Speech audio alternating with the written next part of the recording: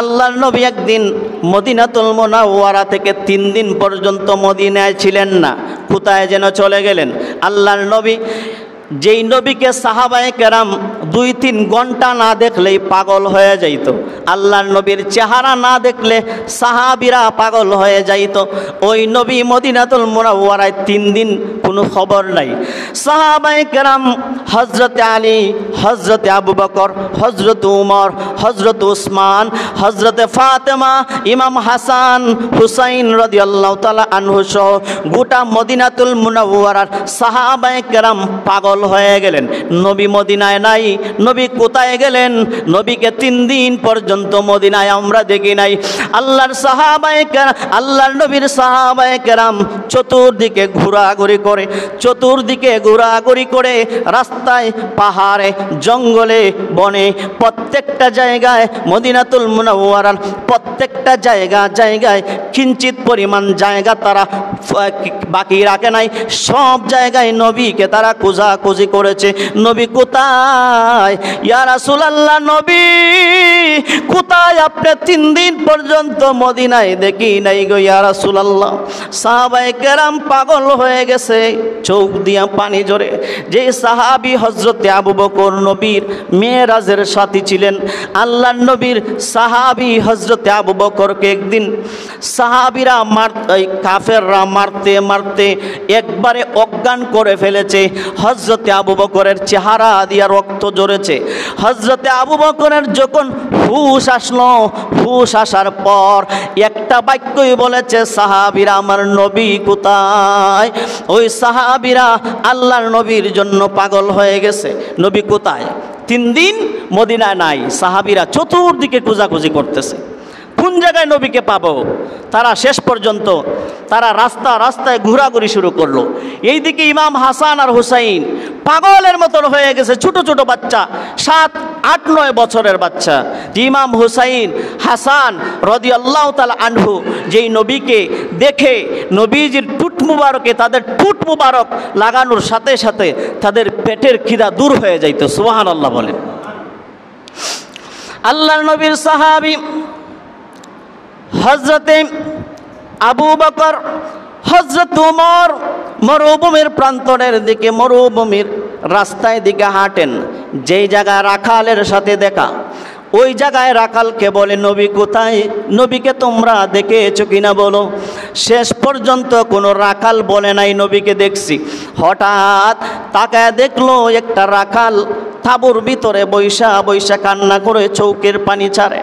এই রাখালকে হযরতে আবু বকর ডাক দিয়া বললেন, ও রাখাল তুমি কান্দো কেন?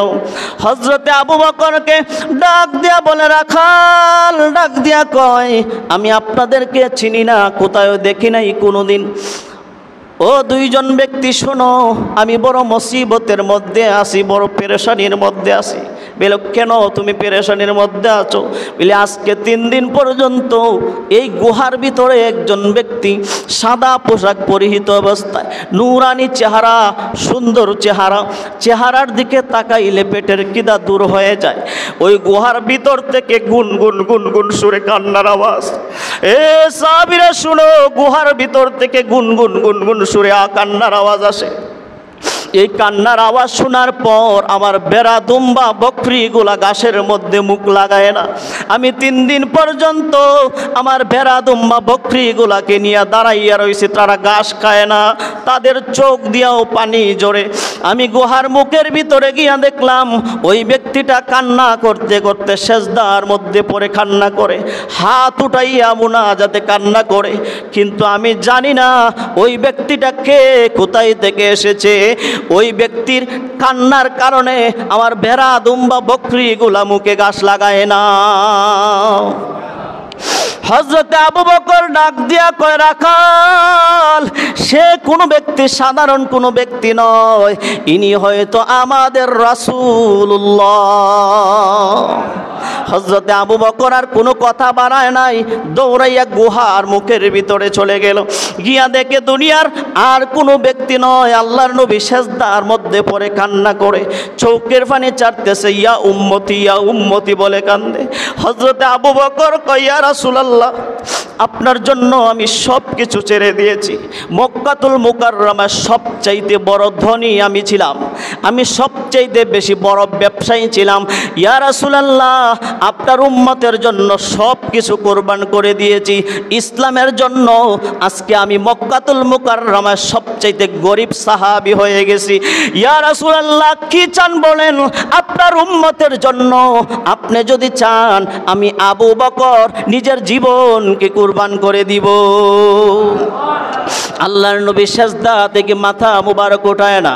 হযরতে আবু বকর, হযরতে উমর ডাক দেয়া কই, ইয়া রাসূলুল্লাহ, হাতের মধ্যে তলোয়ার নিয়ে বের হয়েছিলাম, আপনাকে হত্যা করলে আমি 1000 উট পাবো। এই প্রতিজ্ঞা নিয়ে আমি যখন কাফেরদের কাছ থেকে ওয়াদা করে বের হয়েছিলাম, আপনার মস্তক মুবারক নিয়ে কাফেরদের হাতে দিব। যেই দিন আপনার চেহারা আনোয়ার দেখেছি, ওই দিন আপনার কদম মুবারকে আমার তলোয়ার ছেড়ে দিয়ে আমি ইসলাম ধর্ম কবুল করেছি।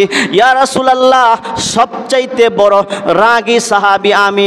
আপনার চেহারার দিকে তাকাইয়া অনেক কাফের কুফাররে ছেড়ে দিয়েছি। কোন কাফের আপনাকে কষ্ট দিয়েছে? কোন নালায়েক, কোন মুনাফিক কষ্ট দিয়েছে? ইয়া রাসূলুল্লাহ, আপনি আমাকে ইজিল্লি, ইয়া রাসূলুল্লাহ, আমাকে একবার অনুমতি দেন, একবার হুকুম দেন, আমি ওই মালাউনের গর্দান না দ্বিখণ্ডিত করার আগ পর্যন্ত আপনাকে আমি উমর চেহারা দেখাবো না। আরো জোরে বলেন সুবহানাল্লাহ।